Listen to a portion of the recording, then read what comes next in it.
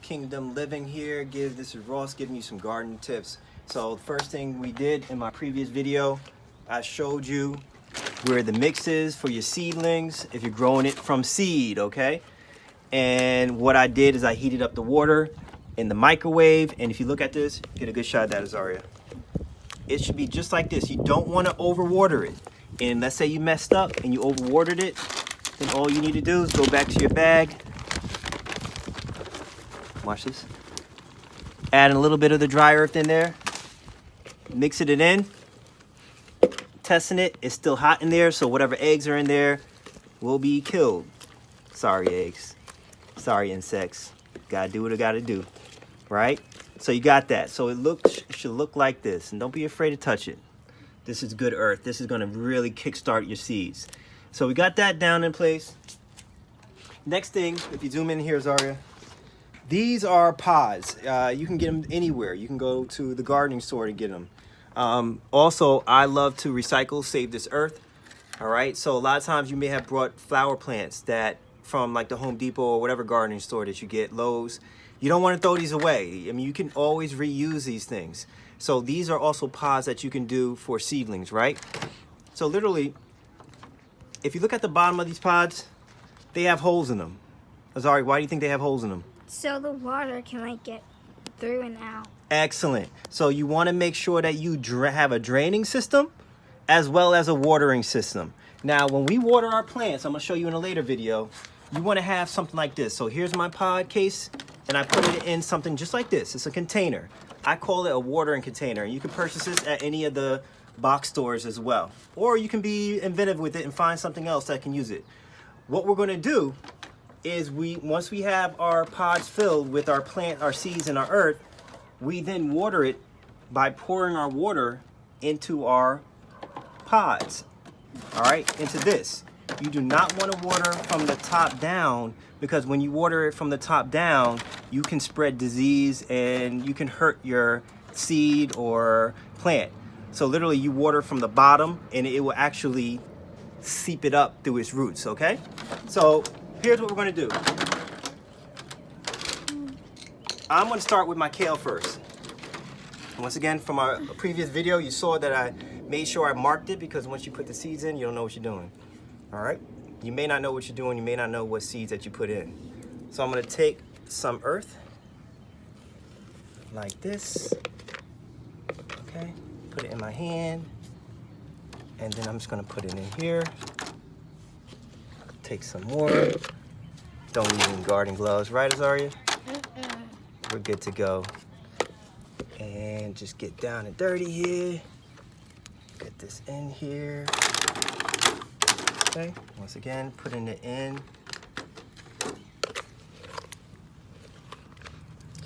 Okay, what I'm doing right now is I'm filling up each of my kale pods up. You really want to make sure that you pre-label them, because once they're in and you put those seeds in there, you're really going to not know.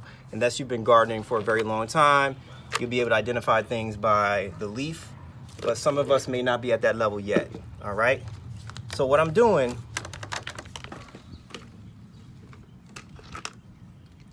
is I'm filling it up to the top of the pod, just like this. Okay. And then what I'll do is this right here will be a marker at the end that we're going to do. The next part is very important. You're going to take your seed packets. Now, some of the seeds are very large, right? For example, come with me, Zaria. Some of your seeds might be large, like a black-eyed pea, right? Or a green bean. Now, what they call legumes, right? Anything with a pod case. Normally, you're not going to start your black-eyed peas or your green beans from seedling like I'm doing now. These can go straight into the ground when you're ready to start growing, right? After the last frost. So normally the rule of thumb that I usually use for the past couple of years in Pennsylvania is right around Mother's Day is when you want to start kind of sowing these seeds, right? But these don't have to start from a grow light. These do, right? So if you look at this stuff is easy to drop. You have to be very careful when you are starting your seedlings from scratch, because what happens is that if any of these little seeds by accident fall out of my hand and fall into my basil, then I'm going to have an interesting plant growing on. I might have a basil and a kale plant growing in the same pod, and that gets kind of interesting. So what you want to do, see this is already? I'm just going to pour this out, zoom in. This is very tough. The kale seeds are really hard because they are so small. See? I actually dropped some, I'll get that. So literally, what I have in my hand are kale seeds.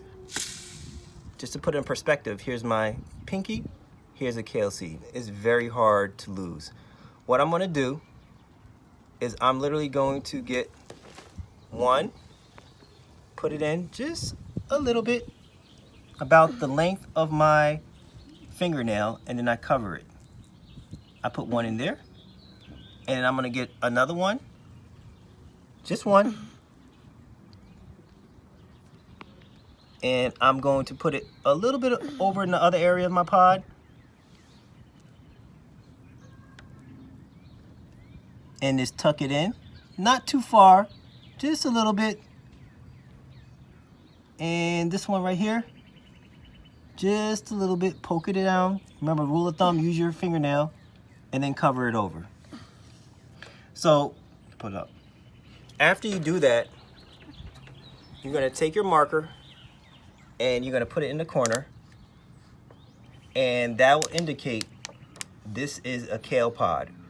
Once again, you don't have to throw 8 seeds into a pod. All you need to do is maybe 1 or 2. Sometimes people put 3, because sometimes you may only have 1 out of the 3 germinate. That means that, you know, it starts growing. But I tend to go and pray and hope for the best and just put 2 in. All right?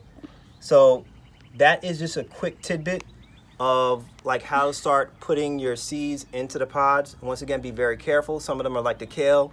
You could easily fall down. And what I found is that these seeds tend to last for a few years, right? You want to check the expiration date, but sometimes you can grow these from them for like 3 years. So that is a tidbit for today.